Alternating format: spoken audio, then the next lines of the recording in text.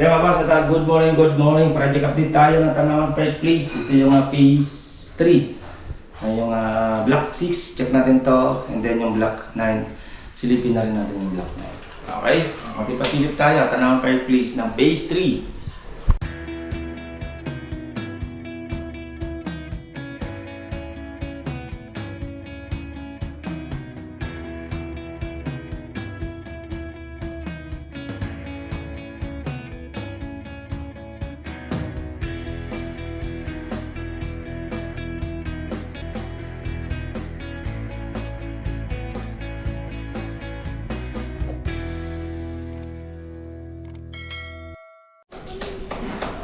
Ayan o, at project update tayo ng Tanawan Pride Place. Ito yung phase 3 ng block 6. Pinatest na yung sa wall natin sa lababo. Sabay-sabay na pati yung lababo sa ano. Ito, huli na naman natin to pag clear na tayo lahat. Para kasi may design kasi ilalagay tayo sa flooring yan. Test na yung sa lababo niya. Ayan. Ang sukat ng tiles ito, 30 by 30 ba yan? 30 by 30. 30 by 30 no? Hindi nagkakalayo sa kulay. Yan. Ang buo niyan, palit na rin yung panel board niyan. Mga ilaw na rin naman tayo dito. Yan. Tapos ito namang CR dito, tinatiles na rin. Yan. Yun, ayos ba ang klibin natin? Yung dito, kasi tumaba dito sa bandang gitna. Oo. Tatabasan mo lahat ng karton. Ay, tabasan mo yan. Lalagyan mo lang yan. Lahat ng karton. Diyan ka na mag-start. 60, konti lang. Dito tumama banda eh. Oo. Ayan. Tapos, drive mo lang din naman to. Storage room, puro finish na. Then dito naman, may CR pa tayo dito. Ay, mayroon pa lababo dito sa likod. Na-tiles na rin ni client. Yan. Na-tiles na rin yung lababo dito. Dati na rin naman yan. Pinalitan na lang din. Then to, sukatan natin. Waterproofing kasi ito. Client, itong ano. Firewall natin sa likod yan. Merong ano. Tapos ang tubig. Yan. Para ma-waterproofing. Alam ko. Lon, may tao na dito nakatira? Wala pa? Wala pa no? Ayan, maganda yung makapag-waterproofing tayo dito. Tapos meron pa yung insulation. Nandiyan na rin yung insulation yan. Check natin ito sa ano. Yan. Test na tayo sa lababo. Check tayo dito sa second floor area. Second floor natin. Kabit na rin yung mga accessories dito sa CR. Ayan. Okay, kabit na. Kabit na rin naman ito. Ayan. Ito yung pinalagay natin ng tiles. Yung kanyang floor drain. Ayan. Pinabawasan lang natin ng konti. Diba? Hindi ata.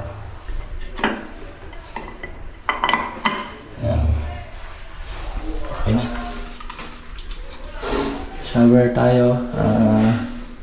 Valve na lang kailangan nito. Dalawa. Tsaka flexible. Tapos. Okay. Ito naman okay na. Tubig na. Tubig na tayo. Tapos yung kanyang salamin. Ayan o. Uy. Salamin pa sa loob, no? Meron pa sa salamin sa loob. Ayan. Yung ano na lang, tira si client, yung accessories ng ano. Yung mga lagyan ng mga towel. Ayan. Ito okay na rin naman tayo. Unas na lang naman to. Ayan, adjust na rin naman yung ilaw.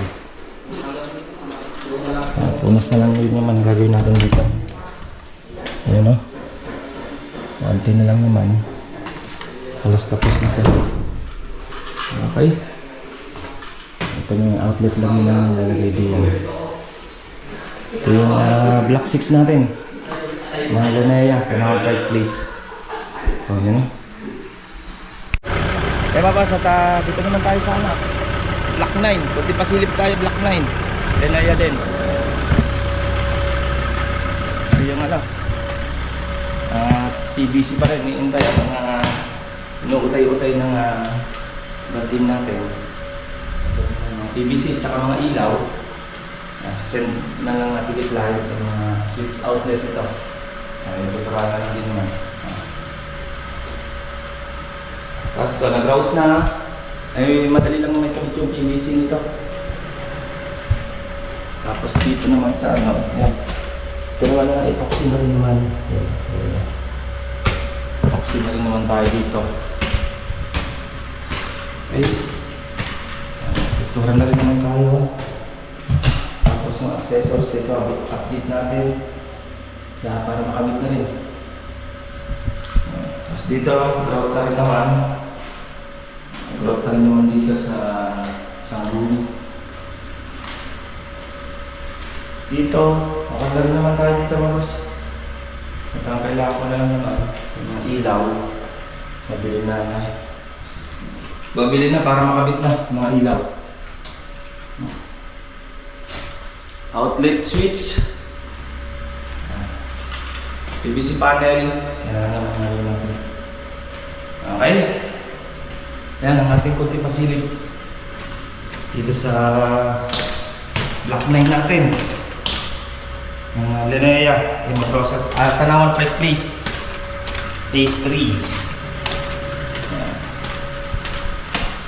Yung outlet na yung wala naman dito. Okay. Maganda ito pasilip. Tapos na rin siya, ano ba yung itats na mga dito. Okay, update ko naman kayo may bukas. Siguro yung Carmel Ray tsaka Amaya naman. Okay, ingat-ingat tayo mas. Bawal natin. Ito pong J. Uragon Vlog, napakaganda po ng channel na ito, no? Tungkol po ito sa construction. Actual construction po ang channel na ito, no? Pag pinanood nyo po ito, panalo po kayo sa channel na ito. Napakaganda po ng mga video niya. Lalo na pong magaganda, no, yung mga iba't ibang design niya. Kakaiba po yung mga iba't ibang design niya sa mga kisame. Subukan nyo pong panoorin J. Uragon Vlog na ito. Matutuwa po kayo pag pinanood nyo po yung mga video niya. Maraming salamat po.